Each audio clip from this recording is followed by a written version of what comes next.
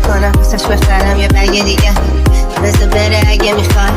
گفتم داره لگه زیاد میرفتیم و چیک پیکی کن لباش میده تم سیگار روزنی و فیک حتی دوست داشتنش فیکه